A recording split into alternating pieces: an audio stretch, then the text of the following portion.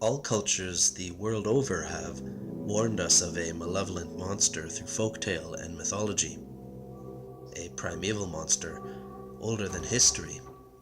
It dwells in dark, faraway places. By our human, moral reasonings, it is evil. By its very nature, it cannot recognize basic human values. It does not love. It does not enter loving relationships. It does not rear its children. It threatens to destroy or subvert us, and so we must destroy it, or run. Run for your life. It is often described as having fire for breath and blood, an armored hide, with razors for teeth and claws. It is sometimes known as being serpentine, sometimes it is winged, and sometimes it is of the sea and is called Leviathan. In Mandarin it is called Long, in Slavic cultures Zmei. In English it is commonly known as dragon. Dragon means huge serpent, or the one with the deadly gaze. The acidic quality of the dragon's blood and vomit has been described in the Anglo-Saxon tale of Beowulf as being powerful enough to seep through their iron swords. In the book of Isaiah, the Leviathan is called the dragon that is in the sea.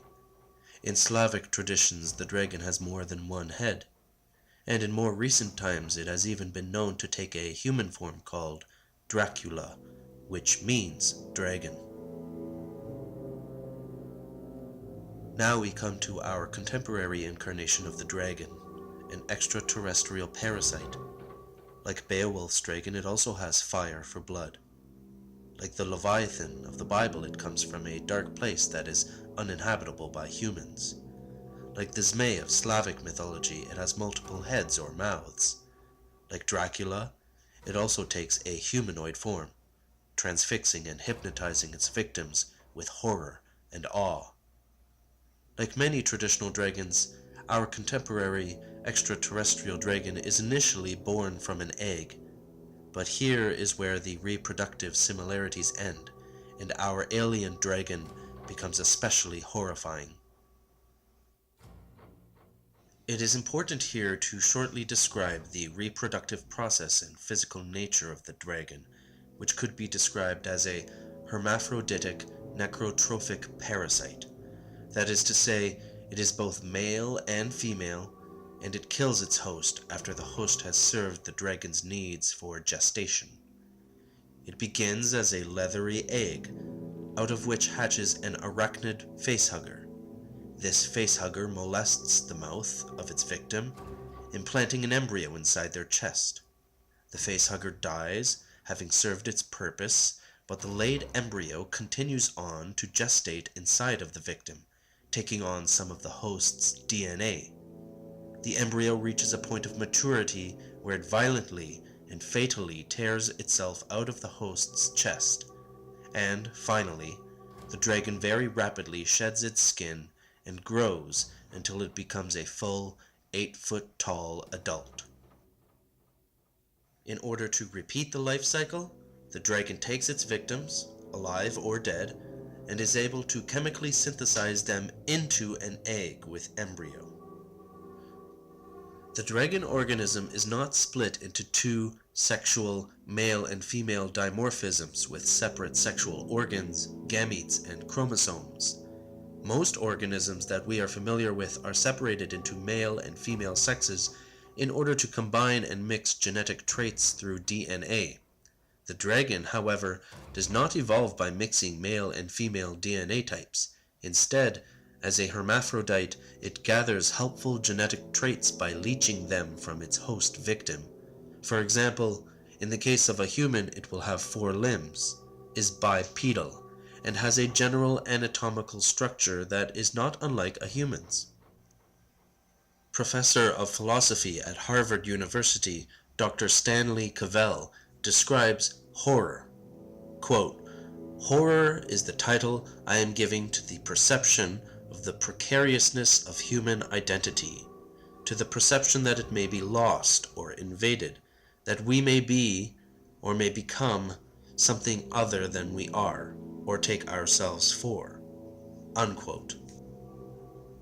As Cavell says, "Many of the monsters that horrify us are ironically ones that are, or used to be, like us. We had already mentioned Dracula, which takes the form of a human. Zombies are another good example. The science fiction genre has many examples of experiments on humans that are botched, and there is also Frankenstein's monster. The alien dragon, as a creature that seeks to subvert our nature into itself, meets with Cavell's theories on what is horrifying." Another film philosopher, Dr. Stephen Mulhall, professor of philosophy at Oxford University, has written a book called On Film, Thinking in Action, in which he demonstrates the merits of film's ability to be philosophical. To do this, he refers to the Alien franchise at great length and detail, calling it a prime example of film that does philosophy. To make this point, he references prominent philosophical ideas present in the Alien film, like Descartes' mind-body dichotomy, concerning the dragon's half-human nature, Nietzsche's will to power, concerning the dragon's adaptive, overcoming reproduction, and Heidegger's question concerning technology regarding certain characters in the film who treat nature and its creatures as resources to be plundered for human purposes. Quote, "The sophistication with which these films deploy and develop philosophical ideas suggest to me that they should themselves be taken as making real contributions to these intellectual debates.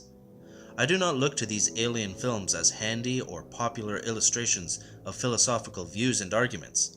Such films are not a source for philosophy's ornamentation.